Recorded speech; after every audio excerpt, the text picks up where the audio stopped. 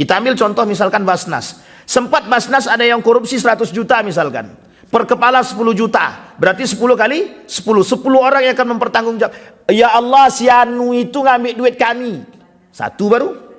Makanya kata Nabi, yang paling, kalau orang di akhir zaman bertahan dengan keimanan dia, itu yang paling kuat dan yang paling tangguh, kata Nabi.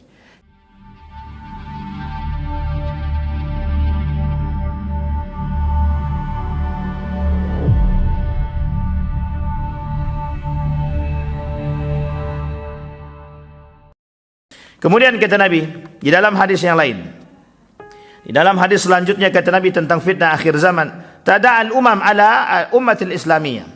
Kalau umat muslim itu dengan perkara tersebut, banyaknya fitnah yang selanjutnya yang terjadi, terpecah belahnya umat muslim yang dikelilingi oleh orang-orang yang ingin memangsa mereka. Tada'al umam, kata Nabi, di akhir zaman itu umat muslim itu banyak sekali, tapi mereka dikelilingi kelompok-kelompok minoritas. Kelompok-kelompok minoritas yang mengelilingi mereka itu ingin memangsa mereka, seolah-olah mereka itu adalah makanan yang dimangsa. Oleh siapa semua? Banyak golongan yang memangsa.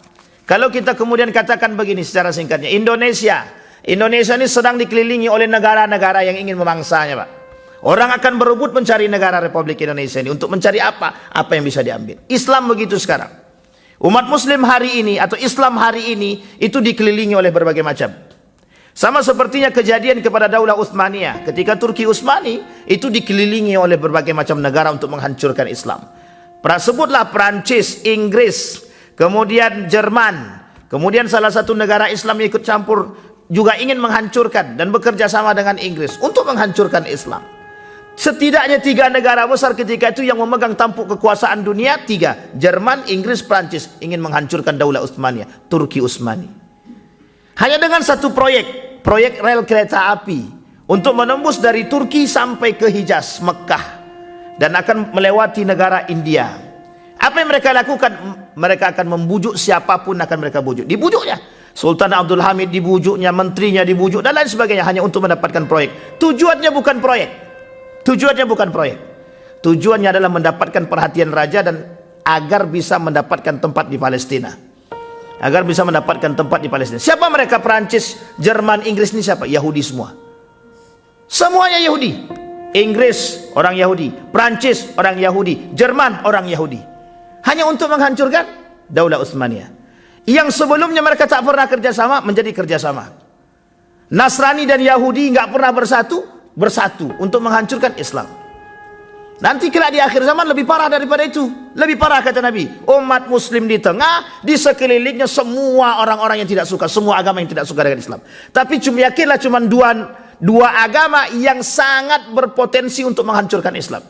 Yahudi dan Nasrani. Di antara dua ini ada satu agama yang sangat tidak suka dengan kita, Yahudi. Nasrani itu cuma tangan, Pak.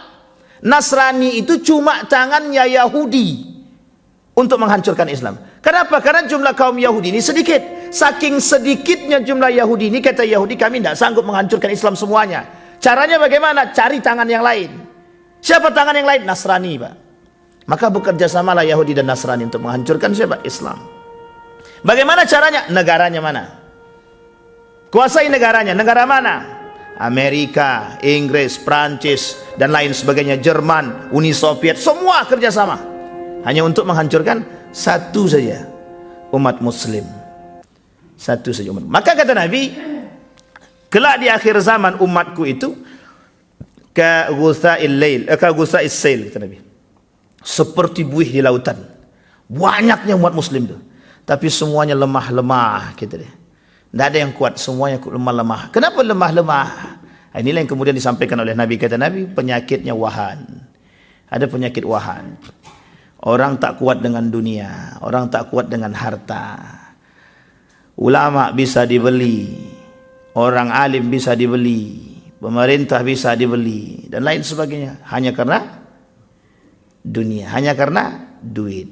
Orang kalau sudah dapat duit, sulit untuk bicara. Orang kalau sudah dapat dunia, orang tidak bisa ngapa-ngapain. Maka apa kata kaum Yahudi itu? Menghancurkan Islam tidak bisa dengan perang. Menghancurkan Islam harus dengan harta, ekonomi. pegang ekonomi, goyang semuanya. Itu yang dilakukan hari ini. Makanya apa yang dikuasai oleh Yahudi pertama sekali? Ekonomi. Pemerintahan butuh duit apa tidak? Politik butuh duit apa tidak? Pendidikan butuh duit apa tidak? Kalau kita lihat hari ini, perperangan politik hari ini itu bukan persoalan apapun, persoalan duit, kekuasaan dan uang. Sekarang kekuasaan bisa dibeli dengan uang atau tidak? Bisa. Kekuasaan bisa dibeli dengan uang. Nah, ini kasusnya baru Bapak Ibu bisa lihat kan, 968 triliun. Sampai sekarang tak jelas kasusnya. Pertamina, nanti klasmennya menyusul tuh Pak. Seberapa banyak yang korupsi tadi kan, dari awal sampai akhir tuh nanti ada klasmennya. Klasmen tertinggi Pertamina 968 triliun. Terus apa lagi setelahnya? Pokoknya nanti ada PLN sekitar 3 triliun. Kalau dulu kan korupsinya miliaran, paling tinggi 20 miliar, sekarang udah triliunan. Kalau cuma miliaran nggak main lagi sekarang, udah tidak nampak. Jadi semakin hari semakin tidak berharga. Jadi kalau sudah triliunan, coba bayangkan itu tujuannya apa? Apa yang mereka inginkan itu apa? Pernahkah mereka berpikir jadikan agama sebagai patokan kehidupan? Tidak pernah. Pelakunya siapa? Muslim. Pertanyaannya, kok bisa Muslim melakukan demikian? Kok mereka bisa Muslim sezolim itu terhadap umat manusia? Coba bayangkan Pak, jika 1 triliun saja, bisa menghidupkan 1000 kepala, 1 triliun bisa menghidupkan 1000 kepala keluarga. Kalau 900 triliun, berapa kepala keluarga? Berapa kepala keluarga? Itu kalau 1 orang, itu 1 miliar. 1 kepala keluarga itu 1 miliar. Coba bayangkan, berapa banyak kelak yang mereka pertanggungjawabkan di akhirat itu. 1 orang, kalau tidak usah banyak-banyak, 1000 orang yang mempertanggungjawabkan, kira-kira amalnya cukup nggak tuh? Itu aja kita bayangkan Pak. 100 juta saja yang kita makan dari hasil punya orang lain, anggaplah 10 orang yang di situ yang punya haknya. Kita ambil contoh misalkan Basnas. Sempat Basnas ada yang korupsi 100 juta misalkan. Per kepala 10 juta. Berarti 10 kali 10 orang yang akan mempertanggungjawab. Ya Allah, si Anu itu ngambil duit kami. 1 baru. Kalau 10 orang yang meminta pertanggungjawaban, pernah nggak mereka berpikir? Tidak pernah Pak. Kenapa? Sudah mati, hatinya dah mati. Kenapa hatinya mati? Karena dunia tadi. Betapa rendahnya harga diri mereka hanya karena dunia. Itu yang dimaksud. Maka Bapak Ibu sekalian yang berbahagia, kalau kita bicara ini kata Gus Baha, saking rendahnya harga diri manusia itu bisa dibeli. Siapa mereka? Orang yang tidak beriman. Kata Gus Baha begitu. Orang yang tidak beriman begitu. Kata Ustaz Adi Hidayat, orang yang paling rendah harga dirinya itu adalah yang mencampurkan diri dia, yang meleburkan diri dia kepada dunia. Kenapa kok bisa dibeli? Harga dirinya bisa dibeli. Maka Bapak Ibu sekalian yang berbahagia, ini poin. Nah, kata kaum Yahudi, mudah menghancurkan umat Muslim itu mudah katanya. Kasih aja duit, selesai katanya. Coba bayangkan ketika dikasih duit. Persoalan kasus Israel Palestina begitu kencangnya, dikasih duit, tiba-tiba datang konsolidasi atau kerjasama, berangkat dia ke Israel. Nah, coba bayangkan, hanya karena piti Pak. Seberapalah duit itu? Tapi apa? Mereka jual harga diri, datang sana. Apa alasannya? Membujuk, bekerja sama. Itu tidak masuk akal Pak. Karena apa? Karena itu tadi, kecintaan mereka terhadap dunia. Menampakkan. Jadi orang yang nifak itu Allah tunjukkan. Orang-orang yang nifak. Nah kata Nabi, kalau umat Muslim itu dikelilingi. Ini saya kasih gambaran kepada Bapak Ibu semua. Hari ini Bapak Ibu, kita umat Muslim ini, bagaimana caranya kita umat Muslim ini dihancurkan dulu. Tapi sebelum hancur dipecah dulu. Ini dipecah-pecah dulu. Inggris dulu julukannya Britania Inggris. Itu dulu untuk menghancurkan Islam itu dia membangun 3 golongan, 3 gerakan. Gerakan pertama disebut dengan Ahmadiyah. Hidupnya di mana? Di India. Ahmadiyah ini dipelopori oleh Mirza Ghulam Ahmad yang mengaku menjadi nabi. Sampai di sini bisa dipahami Bapak Ibu ya. Mirza Ghulam Ahmad. Ini Bapak Ibu cara Inggris menghancurkan Islam. Ratu Elizabeth itu meninggal, Ahmadiyah ini tuh memuja betul itu. Kenapa? Karena diresmikan. Karena diresmikan. Jadi dan dibangun oleh Inggris ini, Pak. Jadi Inggris itu membangun 3 golongan nanti, 3 gerakan. Satu Ahmadiyah di India. Jadi ada namanya Mirza Ghulam Ahmad. Apa kata Mirza Ghulam Ahmad? Nabi itu tidak, yang terakhir bukan Nabi Muhammad. Yang terakhir itu dia.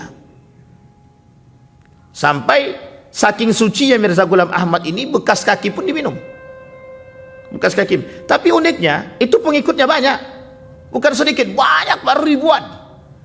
Dan dia punya keajaiban, bukan keajaiban sebenarnya, dia bermain dengan setan itu. Kemudian dia kasih air, dia bacakan air itu, kemudian diminum, langsung sembuh. Nah, maka keajaiban, ini mukjizat kata para orang-orang ketika itu mukjizat itu. Nah, coba bayangkan mudahnya manusia, orang yang tidak berilmu, beriman tanpa ilmu, orang yang beragama tanpa ilmu, mudah terpercaya. Jangankan itu, Pak, di Indonesia pernah terjadi, pernah, Pak, jangan salah. Ada orang yang bisa menggandakan uang, yang percaya siapa? Profesor tuh, Pak. Profesor menjadi saking profesornya bertahan dengan argumennya, apa dia kata? Saya sangat yakin kalau dia bisa menggandakan uang. Setelah ditelusuri ternyata kursi tempat duduknya sama jubahnya, Pak. Jadi orang-orang yang datang memberikan uang dimasukkannya ke situ. Jadi setiap yang datang digandakannya duit.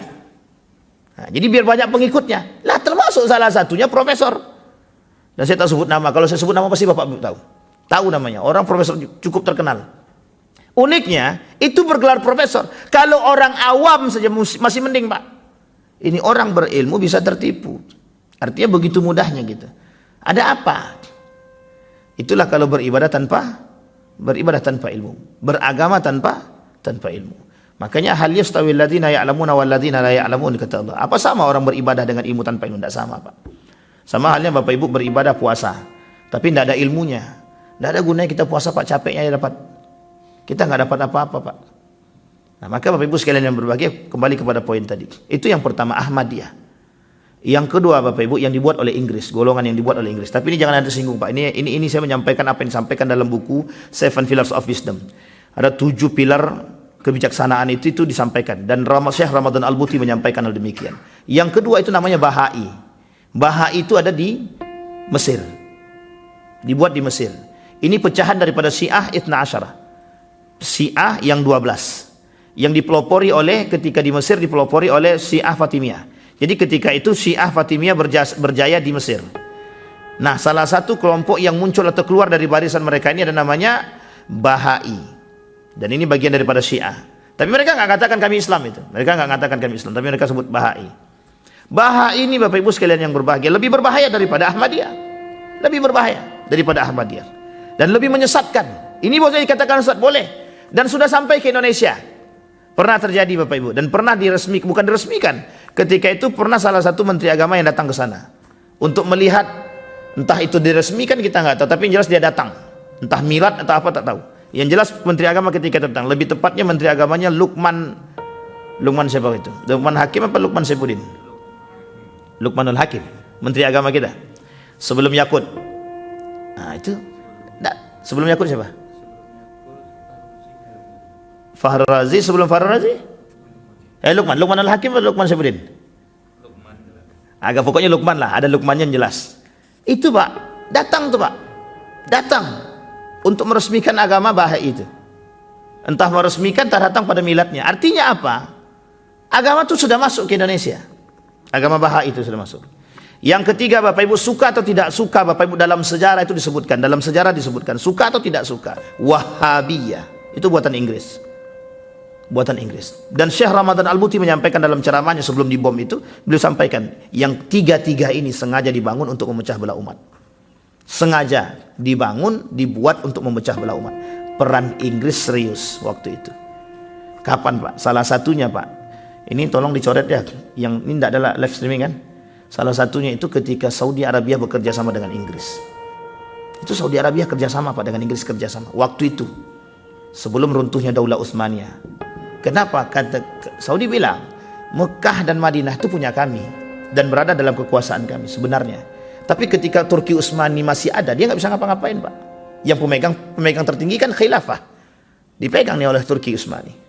Akhirnya mereka ingin memisahkan diri. Bagaimana caranya memisahkan diri? Ketika terjadi bukan ketika terjadi permusuhan antara Jerman, Inggris dan Prancis, di situ momen terbaik bagi Saudi untuk memisahkan diri. Maka ketika runtuh Turki Utsmani, habis 1925 runtuh Turki Utsmani, langsung Pak diambil oleh kerajaan Saudi. Batas Hijaz itu. Tidak lagi dipegang oleh Turki Utsmani. Tidak lagi dipegang oleh kerajaan Islam yang lain. Tapi langsung dipegang oleh kerajaan Saudi. Jangan salah Pak. Dan ini politik. Maka saya dikatakan kepada kita semua, cara menghancurkan umat Islam kata Yahudi itu cara satu. Buat umat Muslim itu terlena dengan dunia. Apa kata Louis itu? Kata Louis begini dalam tahanan itu. Ketika Louis itu ditahan oleh Salahuddin Al-Ayyubi itu, apa kata Louis? Menghancurkan Islam tidak bisa dengan perang. Kalau dengan perang, kalau dengan jihad kita kalah. Sekarang bagaimana cara cari apa yang mereka suka? Hancurkan generasi-generasi mereka. Makanya mereka bertahan Pak, dari 1900-an itu mereka bertahan membangun strategi-strategi. Hari ini mereka nikmati hasilnya Pak. Hari ini mereka nikmati hasilnya. Apa hasilnya hari ini? Betapa banyaknya umat Muslim itu yang keluar daripada jalurnya Pak. Berapa banyak orang-orang yang terpengaruh dengan pikiran-pikiran dunia hari ini. Orang tidak cinta lagi terhadap agama, orang cinta dunia. Orang sudah pakai akal, bukan lagi pakai ini. Semua pakai ini sekarang, bukan pakai ini. Maka ketika ini dan ini tak sejalan, ini yang ditinggikan, bukan ini Pak. Jangan salah Pak. Dan itu sudah kita lihat hari ini. Betapa banyak manusia-manusia hari ini itu bukan dengan hati lagi, tapi dengan otak. Kalau tak masuk akal, tak mau terima. Nah, dan ini poin penting. Cara mereka menghancurkan. Maka strategi Yahudi itu bagus. Cara menghancurkan Islam bukan dengan berlawanan dengan Islam, tapi cari-cari orang-orang yang bisa kita hasut. Belilah mereka. Nah, setelah dibeli mereka, dari lisan mereka lah menghancurkan. Siapa mereka? Kaum-kaum munafik. Di mana mereka? Di antara umat Muslim itu sendiri. Berat apa tak berat itu Pak? Sehingga kita nggak tahu nih, umat orang-orang munafik itu berada di antara kita atau tidak? Sekarang saya tanya Bapak Ibu, umat orang-orang munafik itu ada nggak di antara kita? Jangan di sini, di luar. Kalau di sini banyak tersinggung nanti. Tapi sangat mungkin Pak, yang namanya nifak dan munafik itu. Nah, kita ambil contoh misalkan begini. Ketika Israel dan Palestina berantem, ada sekelompok orang bekerja sama dengan Yahudi. Sudah tahu Palestina dibombardir, dia malah datang ke sana. Itu bagian daripada kemunafikan Pak. Dalam kitab Al-Wala' wal Bara', orang yang loyal kepada Yahudi, orang yang loyal kepada musuh Islam, bagian daripada musuh. Ada namanya kitab Al-Wala' wal Bara'. Dalam kitab tersebut, orang yang loyal kepada musuh Islam, berarti mereka bagian daripada musuh. Orang kafir menghancurkan Islam, kita bekerja sama dengan kafir yang menghancurkan Islam tadi. Kira-kira kita seperti apa? Bagian daripada itu Pak. Makanya dikecam oleh para ulama. Setiap orang yang mendukung Yahudi, setiap orang yang mendukung Yahudi yang menghancurkan Palestina, setiap orang yang mendukung Israel, Muslim kan dia, itu bagian daripada kemunafikan. Orang munafik maksudnya. Dan itu orang-orang munafik. Baik Bapak Ibu sekalian berbahagia. Jadi kita kondisi umat Muslim itu lemah di akhir zaman kata Nabi. Maka ketika lemah begini, apa yang harus dilakukan oleh seorang Muslim? Yang dilakukan oleh seorang Muslim cuma dua Pak. Di akhir zaman ketika betul-betul terjadi kekalutan di antara, sudah tidak tak nampak lagi kebaikan itu, maka kata Nabi, umat Muslim harus melakukan dua hal. Bukan harus memilih di antara duanya. Bertahan dengan golongan jika imannya kuat, kalau tidak kuat beruzlahlah. Makanya kelak hijrahnya umat Muslim ketika dunia ini sudah bercampur, tak nampak lagi mana yang hak dan mana yang batil, hitam putih tak nampak lagi, benar salah tak jelas, halal haram tak jelas, maka ketika itu banyak orang yang akan berhijrah. Kemana hijrahnya Pak? Perintah Nabi berhijrahnya umat Muslim nanti akan berhijrah ke Palestina. Karena ternyata perangnya umat Muslim itu bukan dengan Nasrani. Di akhir zaman itu perangnya Muslim bukan dengan Nasrani. Perangnya umat Muslim dengan Yahudi. Perangnya kita dengan Yahudi. Tapi yang tua, bapak-bapak yang tua-tua insya Allah tidak ketemu. Yang muda-muda pun belum tentu ketemu. Kita berdoa kepada Allah semoga kita nggak ketemu Pak. Kalau sempat ketemu bahaya juga Pak. Tapi kalau kita mau berhijrah ya tidak ada masalah. Kata Nabi, umat Muslim, orang-orang beriman akan hijrah ke Palestina. Dan orang-orang Yahudi yang berada di negara-negara Eropa akan kembali ke Israel. Nah, jadi nanti perangnya begini Pak. Orang Yahudi yang ada di Eropa balik Pak, berhijrah Pak, mereka pindah Pak untuk memenuhi Israel. Umat Muslim akan berhijrah Pak, dengan kegaduhan dunia ini mereka akan berhijrah. Kemana hijrah? Ke Palestina. Disitulah nanti akan berkumpul, bertemu satu Israel, satu. Tapi Israel sini disebutkan oleh Nabi bukan Israelnya, tapi yang disebut oleh Nabi di sini Yahudinya. Karena Yahudi ini agama dan umat Muslim ini Islam itu agama, maka disebutlah oleh para ulama bukan perang antara Muslim, bukan perang antara manusia dengan manusia, tapi ini perperangan agama. Mana yang benar, agama Yahudi kah atau Islam kah? Tapi yakinlah kata Allah yang dimenangkan yang mana? Pasti Islam, tidak mungkin Yahudi. Kita tahu pasti menang Islam, itu pasti tahu. Kita tahu Pak. Hanya saja hari ini umat Muslim itu dibuat dulu, dibayang-bayangkan kemana-mana. Padahal kita tahu kemenangan itu pasti di tangan umat Muslim, pasti. Karena perang akhirnya itu antara Muslim dengan Yahudi dimenangkan oleh Muslim. Tapi Allah tak sebutkan di situ perang berhadap bersama Israel, tapi perang bersama Yahudi Pak. Karena Yahudi itu berubah dari golongan, dari komunitas menjadi agama, itu baru-baru ini. Dulu Yahudi itu bukan agama. Yahudi itu dulu adalah pengikut anak Nabi Yakub alaihissalam, namanya Yahuda, dari istri yang kedua. Ada anak yang pertama namanya Yahuda, yang selalu membuat strategi kepada hancurnya Yusuf, yang tak suka dengan Yusuf, yang tak suka dengan Benyamin. Ini namanya Yahuda. Yahuda nanti punya keturunan, cucunya Yahuda inilah yang mempelopori munculnya pengikut Yahuda, namanya Yahudi. Sampai di sini paham ya Bapak? Ini golongan, bukan agama. Berubah ketika sudah fasenya berlalu, sekitar 4 fase, 4 keturunan berubah dari pengikut menjadi agama. Makanya Allah sebutkan di dalam Al-Quran itu, walan tarda ankal yahudu walad nasara. Yang tadinya Yahudi menjadi pengikut, menjadi agama. Allah sebutkan dalam Al-Quran, walan tarda ankal yahudu walad nasara hatta tattabi'a millat. Sampai kita mengikut agama mereka. Yahudi dan Nasrani berubah menjadi agama. Nah nanti di akhir zaman perang agama, maka kita tidak berperang dengan Nasrani. Nasrani oleh Yahudi dijadikan tangan mereka untuk menghancurkan kita, seolah-olah kita berperang dengan Nasrani. Tidak, sebenarnya di belakang Nasrani ada. Inilah kaum Yahudi. Makanya Bapak Ibu sekalian yang berbahagia, yang memegang dunia ini yang mana? Yahudi ini. Dan itu tujuan mereka. Iya, Yahudi ini memegang dunia, tujuannya itu. Dan dari awal mereka sudah pasang dalam otak mereka, karena kami tidak diberikan tanah sejengkal di Palestina, kami sakit hati. Sakit hatinya itu sampai hari ini, sampai hari kiamat Pak. Nah ini sampai kapanpun kita dengan Yahudi ini tak bisa bersatu Pak, tak bisa bersatu. Jadi kalau ada orang mengajak kita, janganlah bencikan, jangan kalian membenci, tak bisa Pak. Jangan benci terhadap Yahudi, tak bisa. Memang kita harus begitu, kita memang harus berlawanan dengan mereka. Kalau kita baik dengan mereka, kita diinjaknya Pak. Nah ini sampai di sini paham ya Bapak Ibu ya. Jadi kita harus punya kekuatan. Makanya Bapak Ibu yang dilemahkan dari umat Muslim itu apa? Yang dilemahkan nilai agama, nilai jihad, nilai agama dan nilai. Boleh Bapak Ibu lihat nanti ke depan seberapa banyak orang-orang yang siap berjihad itu. Orang jihad melawan hawa nafsu aja goyang. Jihad melawan hawa nafsu aja goyang Pak. Kenapa saya katakan jihad melawan hawa nafsu goyang? Nampak sedikit, oi mobil tuh bagus, dah hilang Pak. Yang tadinya mobil sudah ada 2 di rumah, enggak jadi Pak, nambah baru. Itu jihad melawan hawa nafsu Pak. Kita sudah terpedaya dengan dunia, sudah banyak orang cinta dah lemah Pak, enggak bisa lagi ngapa-ngapain. Makanya kata para pengamat itu, kalau ingin melemahkan mereka mudah saja, kasih duit 1 miliar, masih bertahan. 1 T goyang Pak, goyang. 100 juta lah, 100 juta orang 1 miliar aja kami tidak goyang, apalagi 100 juta. Dikasih 1 triliun, goyang Pak. Maka kelak apapun bisa keluar dari lisan orang-orang yang terbeli dan tergadaikan.